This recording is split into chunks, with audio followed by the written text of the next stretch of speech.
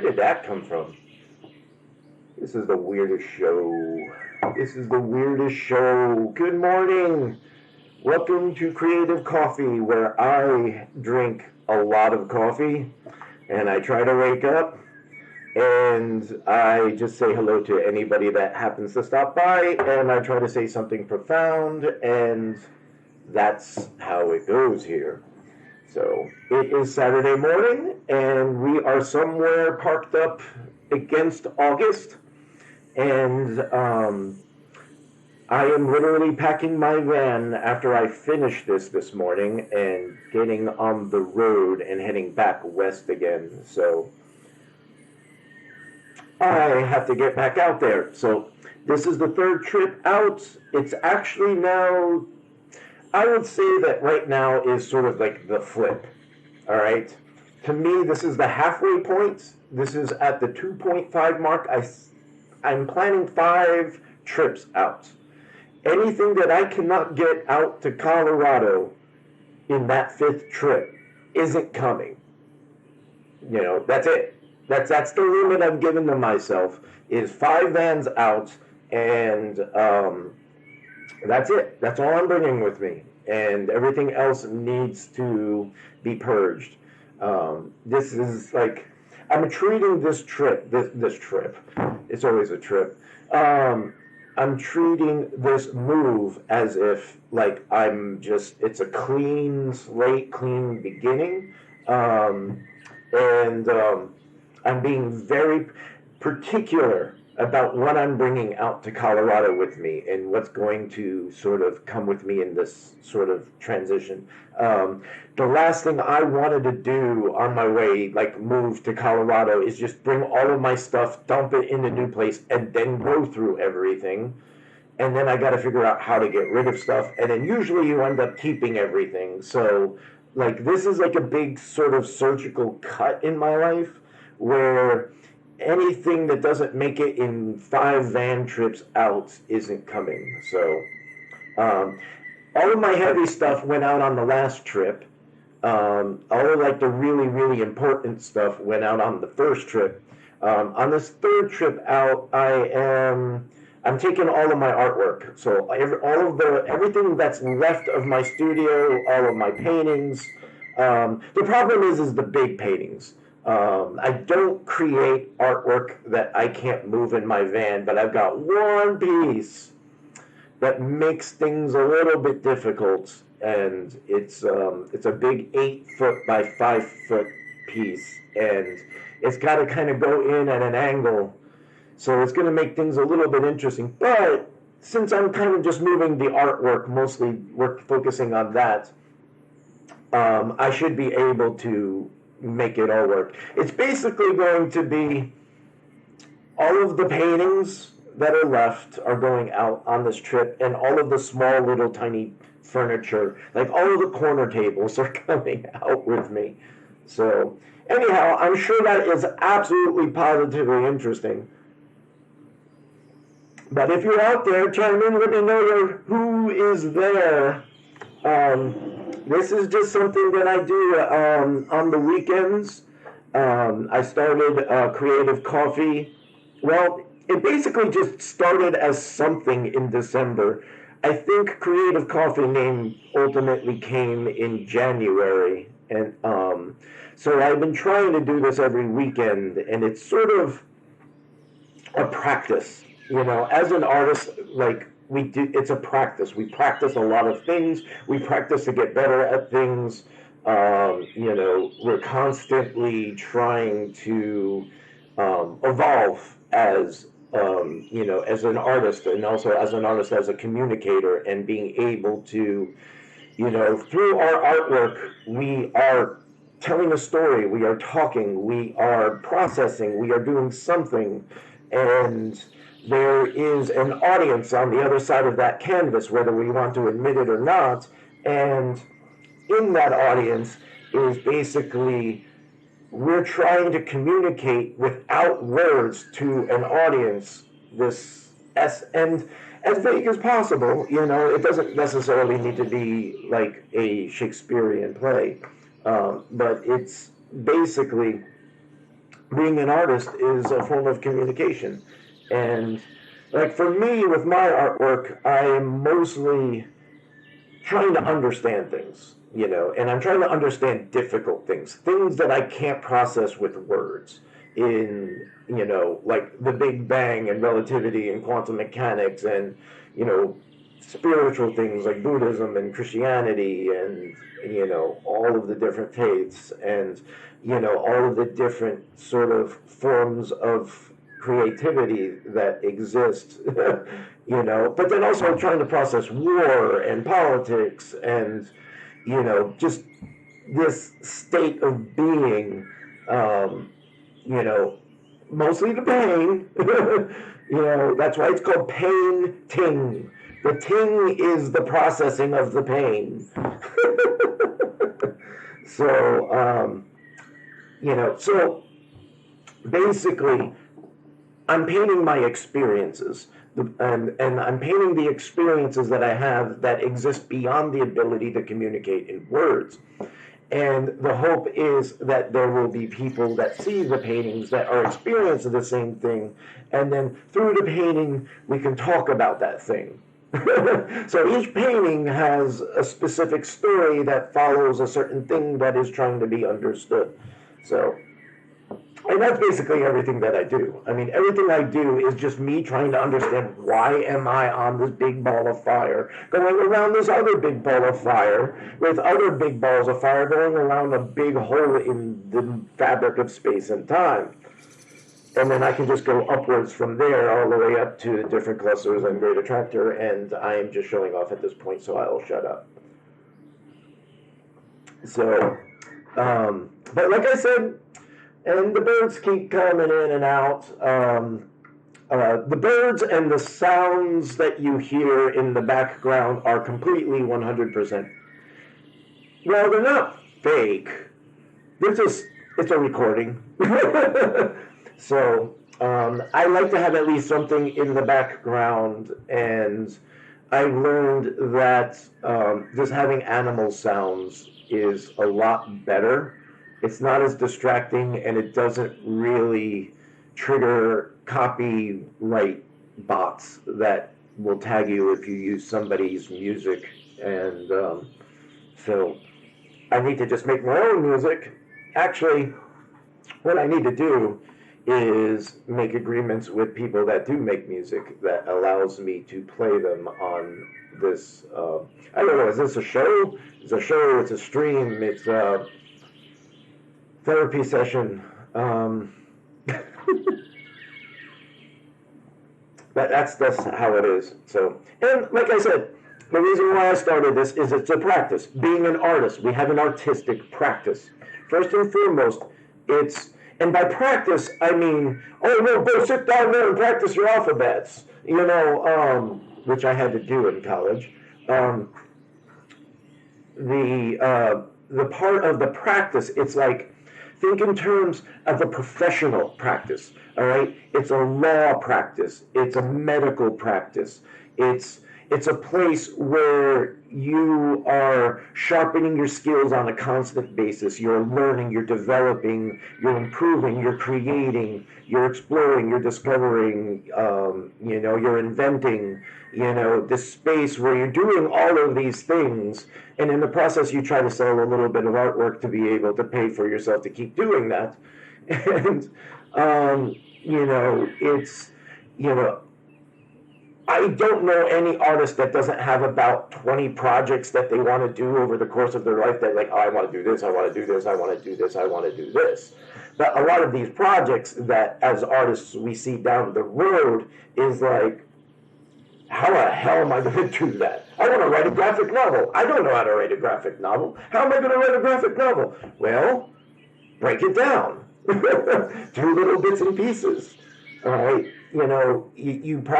it's part of the practice is knowing the types of projects you want to achieve or the levels that you want to get to, and then you create these little series of projects where you can learn the different techniques to be able to move yourself in that direction. And this whole process of this line that is sort of a never-ending process our progress, that is what the practice is. The practice is the vessel that you travel in through your professional, artistic, or creative career, no matter what you do. You can take this and put it to whatever that you want to do. So, I've had a lot of coffee today, or at least I am feeling it, which is good, because I've got a 21-hour drive ahead of me. Or at least road hours ahead of me. It's going to take probably, I'm just hoping to get there by Tuesday. So I could do it in my fastest I've ever gotten from Atlanta to Colorado, which is 21 hours of road time. I've done it in 23 hours. So I slept for 2 hours. Am I counting daylight savings in there? That's always weird. It's like, probably the closest I feel that I'll ever experience time dilation is traveling across time zones on the planet, back and forth on a consistent basis. I'm always sort of fluttering around the base core, which I guess is Eastern Standard Time, which is kind of like, the beginning of America in the time clock, daily time clock. I think is Eastern Standard Time the furthest east America is? What's the time zone before Eastern Standard Time? I don't know. I just show you how self-focused I am, on all things American. It's a hard thing, man. It's just like, I think the problem with being an American is we're just constantly having to go to survive. And it's like, I can't focus on anything else except the next terrible disaster that's in front of me that I have to avoid. Where's the next pothole, every 10 to 20 minutes on I-70? Not even, 10 to 20 seconds. Sorry.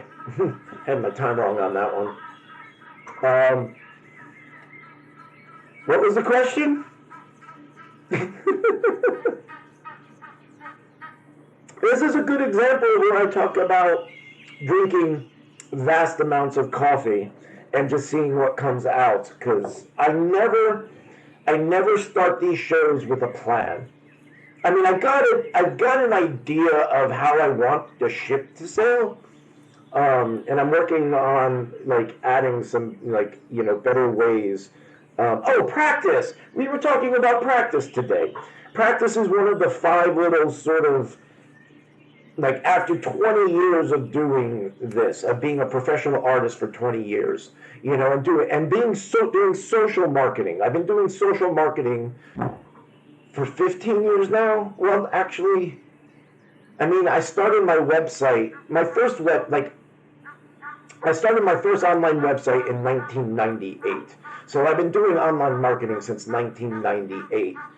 Kind of promoting myself since 1995. On AOL. But basically, in all of this time, and all of the stuff that I've done, and all the things that I've tried, and all of the different platforms on social media, between Tribe and, MySpace, and, LiveJournal was the big island of stability before we all jumped off onto Facebook, and Twitter, and websites, and Patreon, and all of the different things now. It's like, how do you streamline all of this stuff and stay consistent, coherent, and just valid in the market that you're trying to be a professional artist within? There's basically 5 aspects. All right, there's practice, which is the whole thing. There's the process, and that's the way that you do it. There's the production. That's just putting the process into action. Then there's professionalism. And that's a really big one, because it's how the world out there is going to perceive yourself. You can project yourself as this chaotic, sloppy artist that's living by the seat of their pants, and that's works really, really, really well in the beginning. But if you were trying to create a creative, professional career that's going to have longevity, there's a certain level of professionalism that you need to present yourself. You need to package yourself within, um, and to be able to project out there, because what you project out and how you want to project out there is um, the patronage and the collectors that are going to come back to you, that are going to support you in that. And the more professional, and I don't mean, and when I say professional, I don't mean stuffy blue suit tie. I mean respect your product, respect your profession, respect what you do, respect the artwork that you create. And like a parent with a child that is going to a school event, you want them to they want them to represent you very, very well. Your artwork and the way that you project out represents you as the artist, and it needs to be seamless, and it needs to be a feedback loop, and it needs to be a constant positive projection if you want to have longevity in your creative career. So I hope that makes sense. Okay, so after professionalism, the fifth one, if the first four, okay, practice, process, production, and professionalism. All right, if those first four you commit completely to the best of your abilities on a consistent basis every day, the fifth one just happens and you just steer it. It's and the fifth one is prosperity. So prosperity is, it's not necessarily thinking in terms of being rich, or you're being prosperous. It's you're thriving. That's the key word. You're thriving, and your very existence, your very everyday in your processes and in your practices and in the way that you do things and the way that you present yourself just naturally creates a sense of prosperity, which like a sense of income, a flow or currency that comes into your professional practice.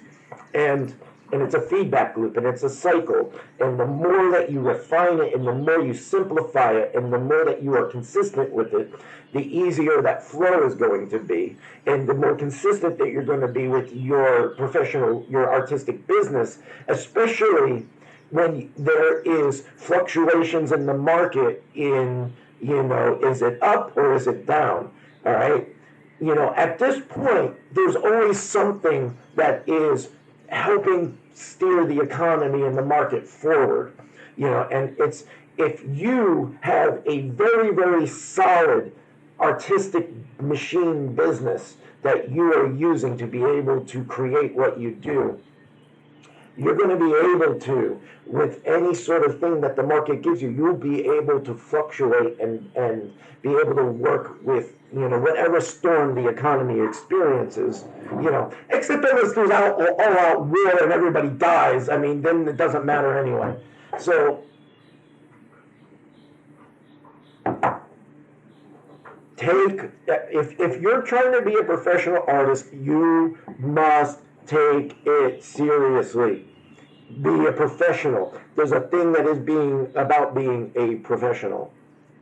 And it took me 20 years to understand it. I mean, you can say you're a professional because you got the business cards and you got this and you got the office and you got the address and you got the clients. But, is it consistent? Are you just in a lucky little bubble moment where, no matter what you do, the money's going to be coming in?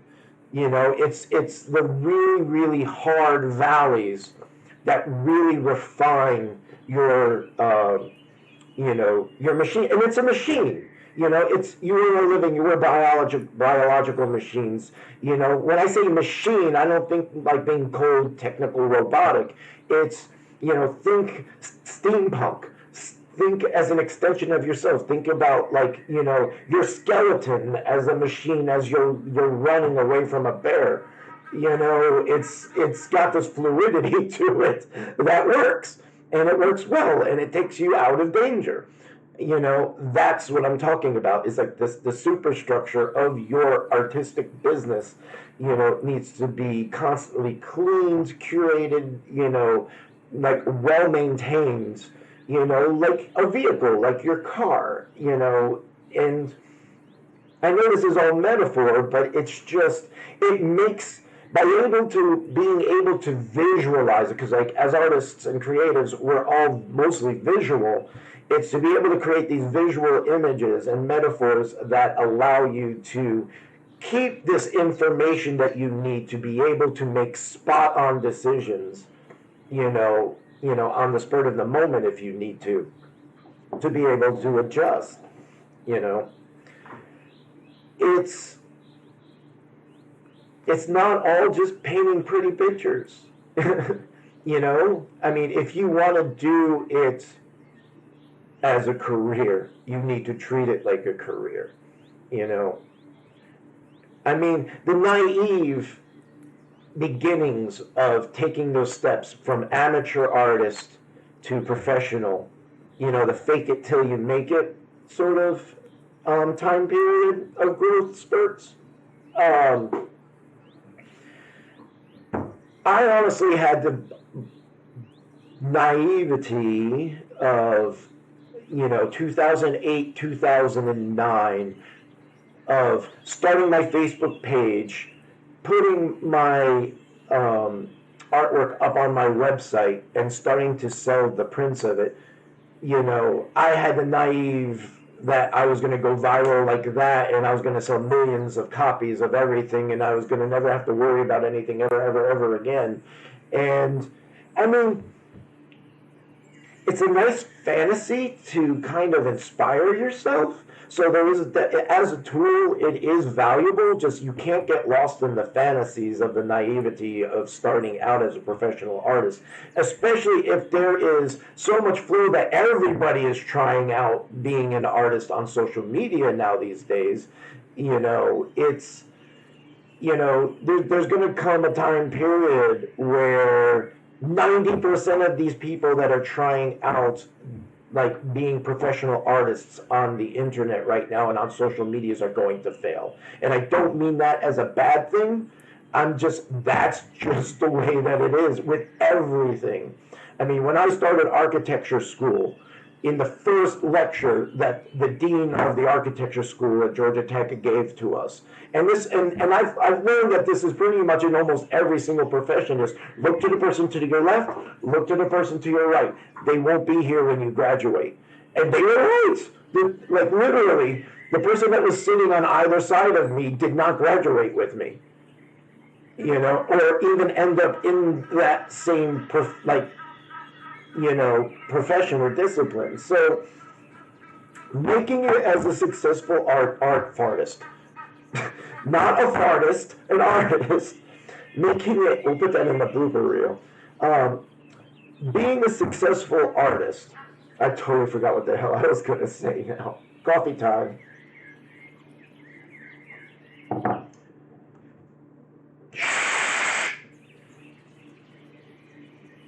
Being a successful artist is really fucking hard. I can't say it any other way, and unless the word F has lost all of its meaning or intensity. It's just, take whatever word you want in that F word location and put the most intense that will wake you up into that, hey, this is some serious stuff here. Making it as a professional artist is so damn hard. All right? For the majority of us, it is a constant, slow, burning grind that is going to take, no matter how good you are, a minimum of 10,000 hours to even start to feel comfortable in it and feel like you're even making any progress. So if you're in it for the money, you're probably in the wrong thing. Unless you're in some gimmick thing that's going to be a fad that's going to fade away in about a year or so. I mean, if you're a true slow grinding artist that is, you've got a mission as an artist in this life, and for beyond a shadow of a doubt that there is no other thing that you're going to be wanting to do.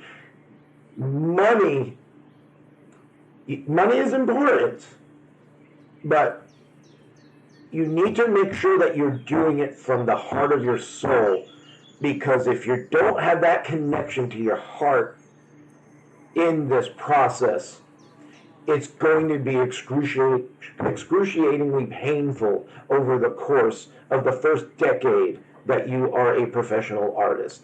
And that's 10 years. So I am starting my third decade as a professional artist, actually, and fourth as an architect. So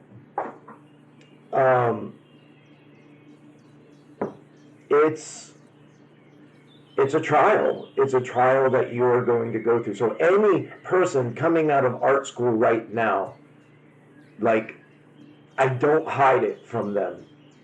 I'm like, if you don't love the art that you are doing, and it's not an extension of yourself, and it's going to be a harder road, because that's the fuel that gets you through the deepest, darkest valleys, is that will and grind. What kind of energy do you have in reserve that when you're in pieces on the ground, shattered, where are the roots of your will and the strength of that will to start putting those pieces back together again and pick yourself up? And then being able to do that again and again and again and again. And it's like you're being grinded through the mill, but it's worth every single fall.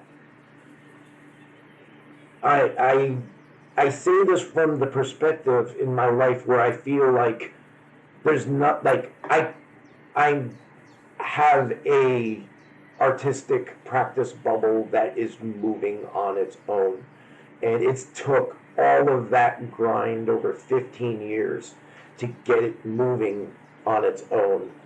And I still got to keep pushing it, but I feel like the artist that has come through all of the stops, all of the failures, all of the falls, all of the collapses, all of the going broke and not having any money to buy any food to live or pay for the bills, all of that grinding.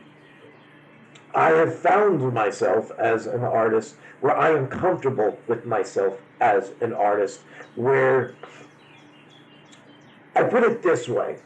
It's when you're learning how to, and I do this with painting because that's my thing. This is going, again, this way, if you're a guitarist, if you're a sculptor, wherever you are, this pertains to you as well. For me, it's the paintbrush or the pencil. And in the beginning, you're constantly consciously aware of your tool, of your brush, your pencil, or whatever it is. You finally get to the point where that brush disappears, the paint disappears, and it's like you have this solid connection, this analog connection between hand, surface, eye, mind, body, and that feedback loop, that connection, that electrical connection, that every time that your brush is touching the canvas, you're completing that circuit and the electricity is flowing. You get to the point where the tool disappears. You don't even think in terms of the tool anymore. It's like, you don't think in terms of, do I have the right brush? Am I holding the brush the right way? Am I using the brush correctly? Am I using the oils correctly? Am I doing this correctly? That all goes away. You think about what you see. You have the vision inside of your mind, and you just do it. And you're the medium, you're the outlet, you're the conduit, you're the receptacle, you're just that electrical flow. There's this vision here, and then I'm transferring it to here, and you don't even think about it anymore, you just do it. And when you get to that space, it's like, and it can take years to get to that moment, It's at that moment when you come to that realization, that's where you are like you're there. You are truly, truly there when the tool disappears and you have the vision and you just do it and you don't think about it and you don't have the fear, especially the fear. You have no fear of the canvas. When the fear of the canvas disappears, that's another good marking point. You know, when you just can just jump into the canvas like you're jumping into the deep end of a swimming pool, you know, throwing yourself way the hell out there in the sort of collective imagination and trying to find yourself and trying to find your way back. So that's the way it flows. Well, we're at the halfway point of this show. Any questions? I think I need a nap after all of that. So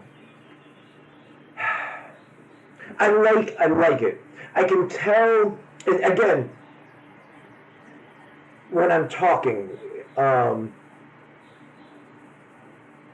this does not come natural for me. Talking on the camera does not come natural for me. It's like I have had to spend the past 4 years practicing with so many different stream failures, like creating different shows here and there, or like just trying to practice streaming.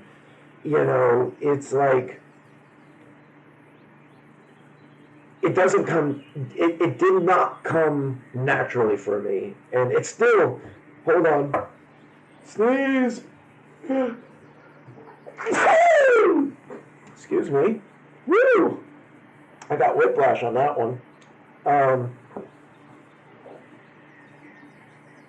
This does not come natural for me. I've had to, like, I joke, but I'm not joking, it's for real, is there's probably 30 hours of me, like, crying to myself about how awful the pandemic was, like, as I'm learning how to stream on Twitch, where there's nobody listening to me, and I'm just like, I'm just ranting, and you know, it's just,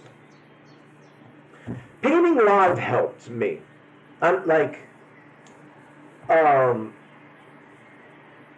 know, going to music scenes has always been a little bit on the uncomfortable side because I never could, like, I'm not a person that likes to dress up for things. It's not that I don't like dressing up, it's just I'm not good at it.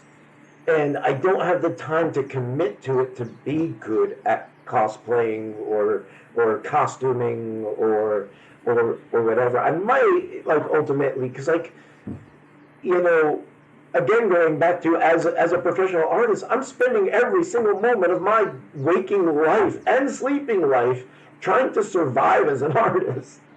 There's not a lot of free time. Unless costuming is your art, but that's not my art. My art is on the canvas. So painting live gave me the opportunity, when I started doing it in 2009, gave me the opportunity to be able to project my creative self out there. And, like, I would set up a little sort of area where I would have a painting, like my easel up at a music event, at a rave or a boogie or a burn, you know, whichever is your flavor. You know, I would just paint. And it was just a really amazing experience because I soon became sort of like I would have to put a little carpet down. I've always from the beginning believed that as a live painter, you need to have a carpet. And it's like, think of it as your magic carpet, and you're going to take people on adventures. Everybody that steps onto that carpet, you take them on an adventure into your painting. So, you know, as a live painter, my carpet, my space, ultimately became sanctuary for people that were trying to escape the chaos of the event. So it sort of became this sort of, I don't know, this the space became this entity, and it just became sort of like an extension of myself at the events. And to be able to keep space like that, I've always like been proud of and appreciated that I've been able to do. But I feel like the streaming is just the next evolution of that, where I'm able to project this outward. So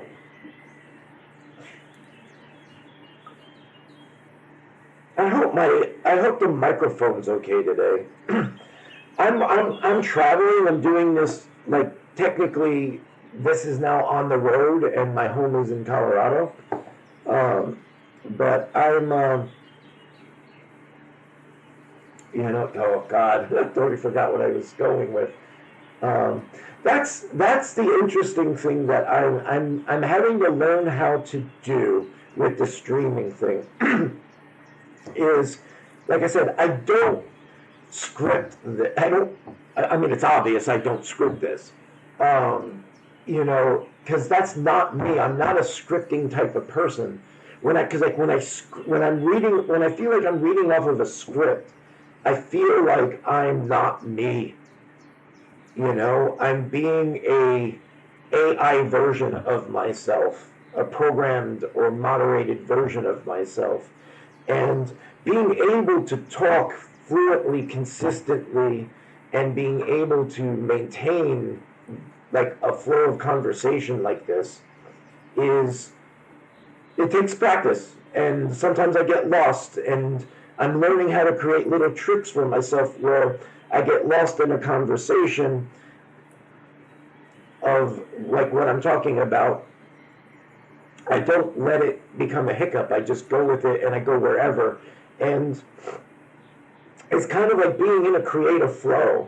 And which is really what I'm trying to illustrate, because a lot of what I ultimately want these streams that I do is to be, like I talked about with my magic carpet live painting at events, being a space where I can take people into a small bubble universe for a moment, or to be able, like, and it's always been about like not throwing my creative self onto them.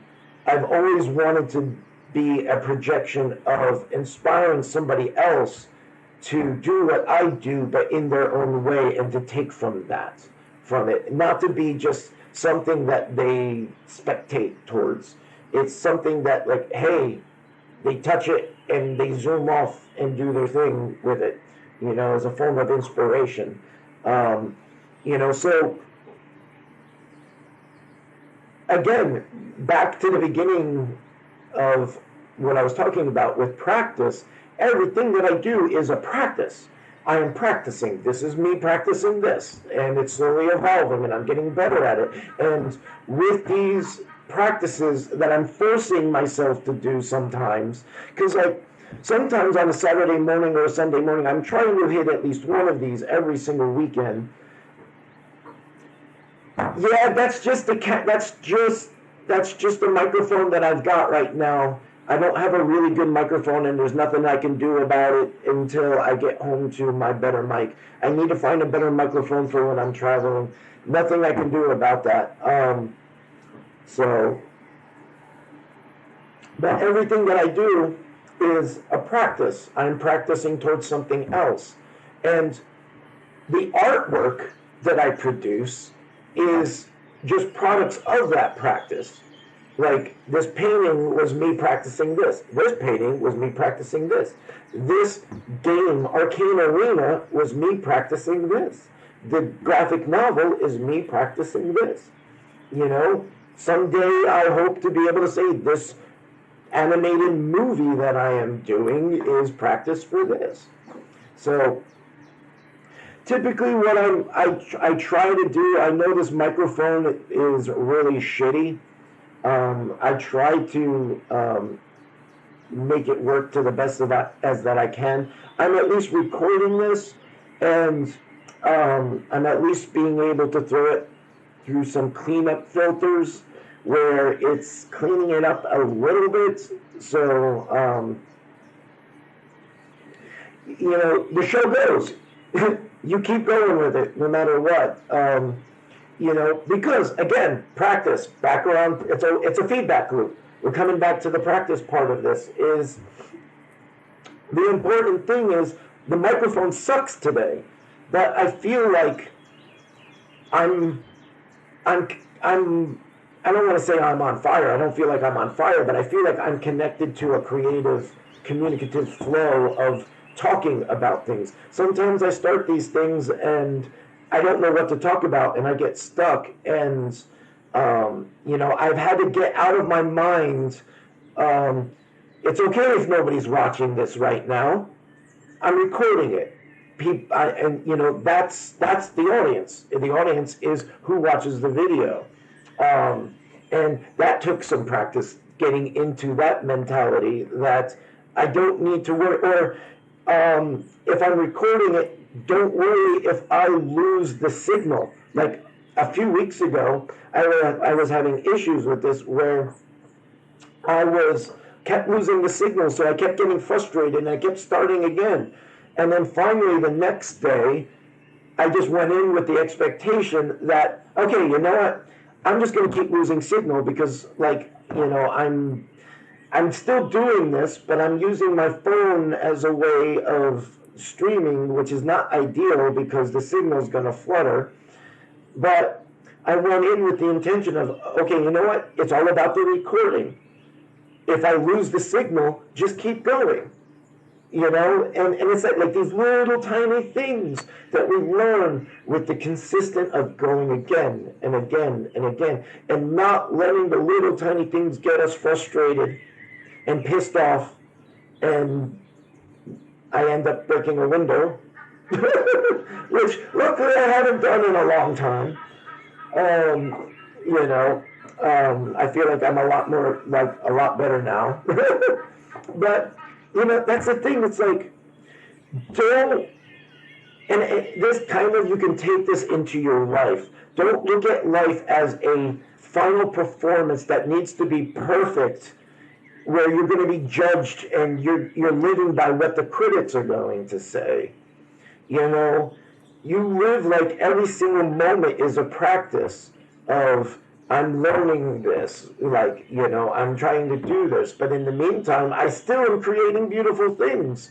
I'm being crappy and shitty, and I feel like awful crap, poop, caca, and you know what? I still produce this thing, and it's like a recording of this poo-poo caca, and people like this poo-poo caca. And they buy this poo-poo caca. And I really like saying poo-poo caca. So that's really where that's going. I'm just kind of seeing how far I can go with it. I think I'm done. And maybe I am on fire today. I have to pee. But I got 15 minutes. Shut up, bird!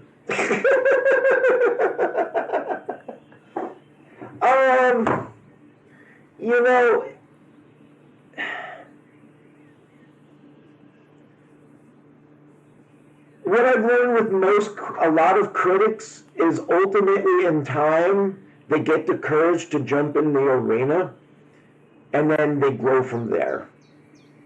It's just not their time yet. So, there's good criticism and there's bad criticism. And the bad criticism is just the people that are just learning how to be things, and they're talking like they know what they're talking about, but they're just reading out of the textbook and they don't really understand. You kind of learn how to ignore those people. And what's great is when you finally learn how to let those people just skim off of you like a rock on the lake. And what the hell was that? And in time, you find the critics out there that you trust. Again, it's like curating your algorithm on social media. Do you want to curate the bad critics, or do you want to curate the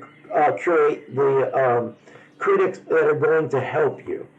And it's just the filter that you put on your mind where, all right, you know what? this person said like really difficult things to hear, but they were right, and I need to listen to them. So you tap into them, and that's the goat. That's the goat that you go to with the criticism. So criticism can be a good fuel. Yeah. So I mean,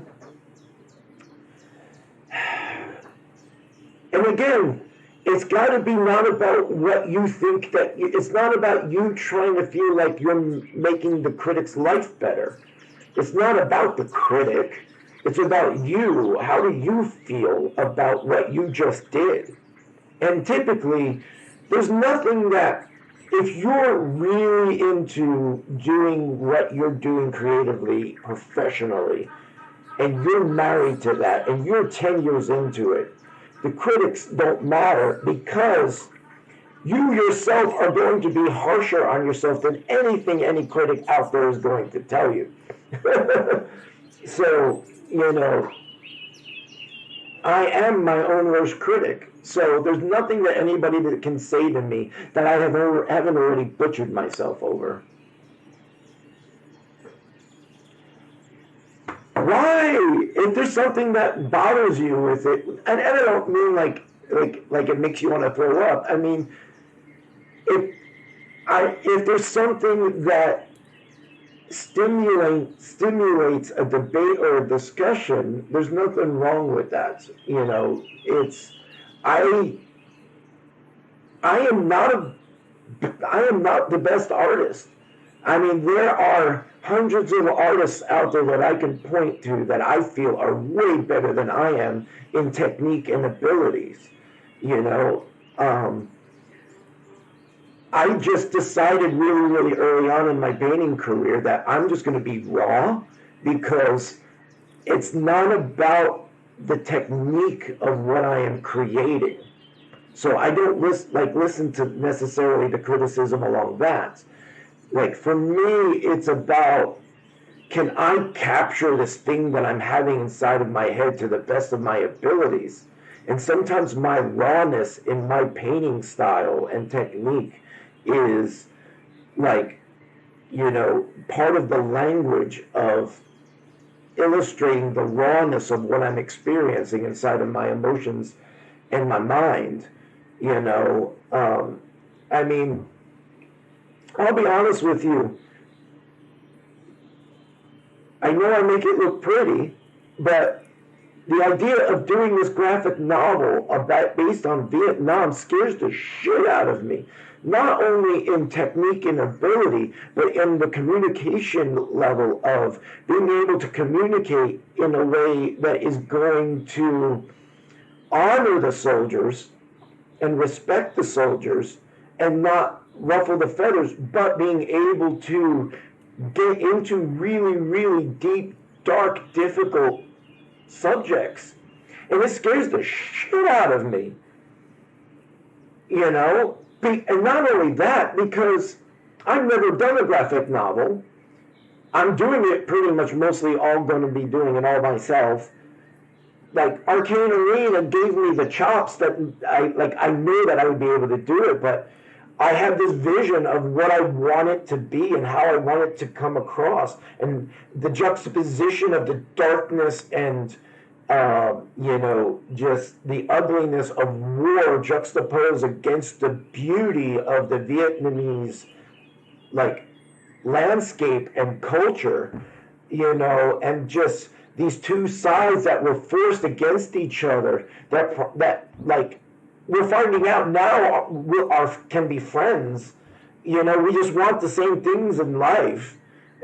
And it's just this moment in time where everybody gets stuck in this fucking vortex of hell, and nobody knows how we got here, or who the enemy really is anymore, or where the enemy is coming from, and it's like, it scares the shit out of me. I'm like, what am I doing with this? But there is nothing else inside of my head that I feel like I need to get out before I die than this.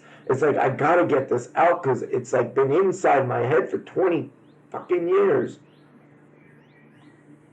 I don't golf anymore. I'm gonna do some heavy research on the Gulf of Tonkin thing.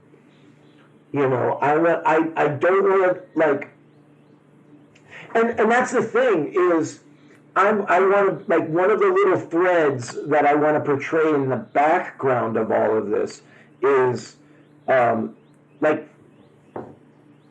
there's one of the characters in the platoon that I am creating in this graphic novel is going to be a projection of myself, sort of me projecting myself into there. So I'm going to have that character is going to be from the Gen X perspective, and it's going to be me talking and having a conversation with my godfather and uncle who is in the war.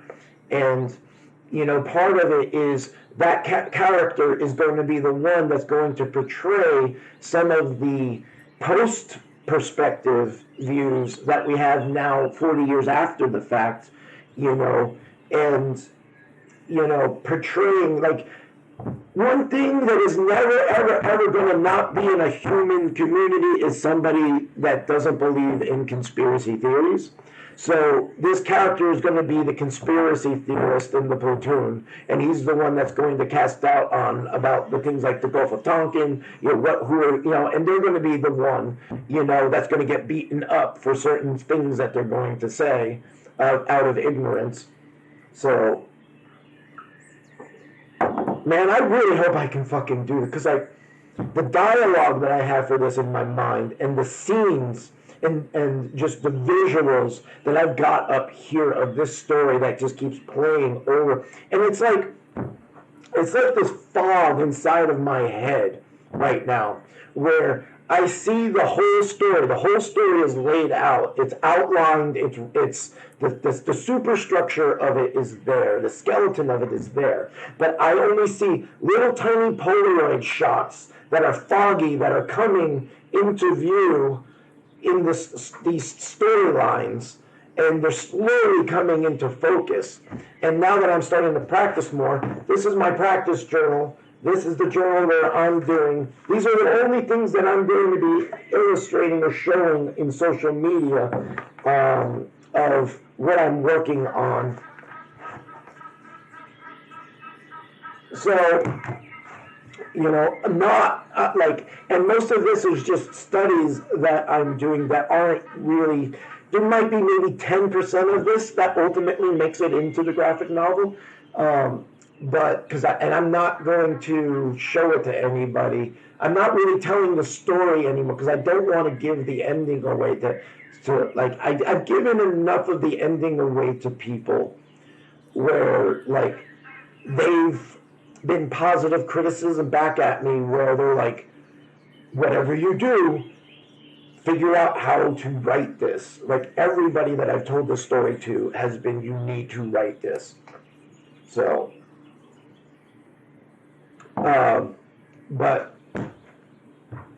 I'm going to, as much as I can, put myself out vulnerable in how scared I am writing and doing this graphic novel, not only just in the politics of it, the pain of it, the torment of it on both sides, because the big thing is that there's the Vietnamese people are a people that have been fighting for 2,000 years to keep people out of their country. Mostly it's been China. But it's just, Japan's been in there, France has been in there, we've been in there, China's been in there, other people have been in there, the Khmer Empire has been in there. You know, it's just people, it's this culture of these people that have been living there for thousands of years that have been constantly chasing people out of their land. You know, and it's just like, leave us alone. You know, take your shit elsewhere. You know? And here's the thing that, like, I have to remind myself, this is priority number one of this graphic novel that I am doing. Priority number one is that this is something that is meant and intentionally meant to be a healing process. I want the story to be a healing one. I want to portray like what the military really, our boys really went through. I want to portray what my uncle experienced out there, and I want it to be illustrated in a way that is healing, that is going to make people understand this thing that we experienced, this like world event that happened, that we got dragged into it.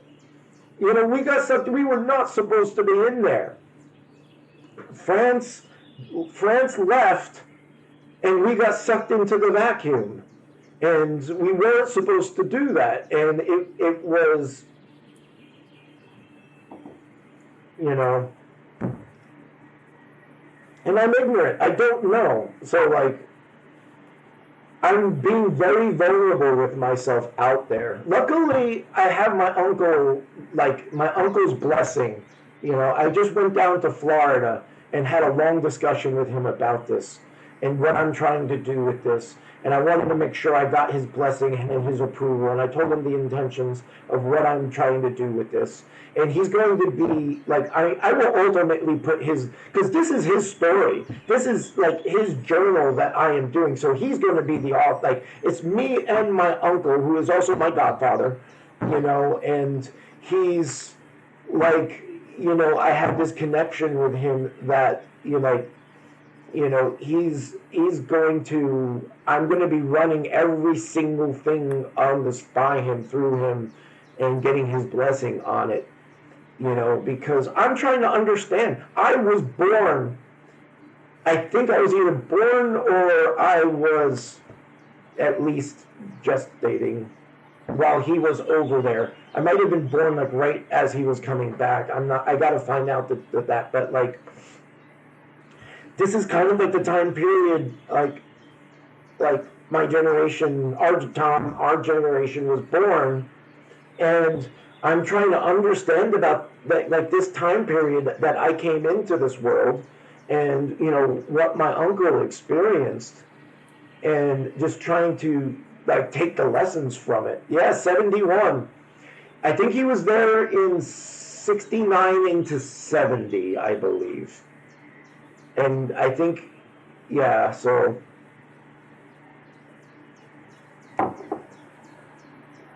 But I also need to make sure that I respect, like, I don't want to, I'm trying to keep things as general as I possibly can and not go too deep into it, respectfully. So, but yeah, I am scared out of my damn mind with this project that's coming up. In fact, like, November, like, in my mind, the project begins at the first snowfall in Georgetown, Colorado.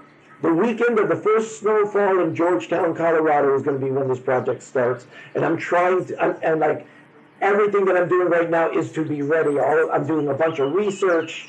The ultimate goal for this winter is there's one chapter in the middle that's not going to give anything away, but it's going to get the depth of the intensity and the aesthetic of what I'm trying to create. And the name of the chapter is It's a Fucking Dragon. And I'm going to get this one chapter. That's the only thing I'm focusing on. Like, everything else is supplementary and practice. The one chapter where I have it fully written and fully illustrated to about 95%, 90 to 95%. And I want to have that done by the spring, so that I can have that to show everybody. This is where we're going to go with this story. And that's where I want to do the fundraising, to try to see if I can raise the money to be able to support myself while I'm doing it. I've got a good support network that I'm not worried that I won't be able to pull myself out of it. And I do want to jump into that darkness a little bit. I am going to be jumping into that darkness a little bit, because I'm going to have to project myself into these environments. So I've got the support network set up where I'll be able to be pulled out if I need to. So, but anyhow, Tom, thank you for hanging out. Thank you for listening. Thank you for whoever is listening. I hope I have been entertaining. I at least have been entertaining to myself. I have made myself laugh quite a bit this morning, and I'm very happy about that. So I feel this has been a very successful session. Anytime I can make myself laugh, I feel like I am okay. Have a great week. I am on the road. I am turning this channel off, processing the video, which will take about 20 to 30 minutes, taking a pee. I'm proud that I made it. And I'm getting on the road to Colorado. So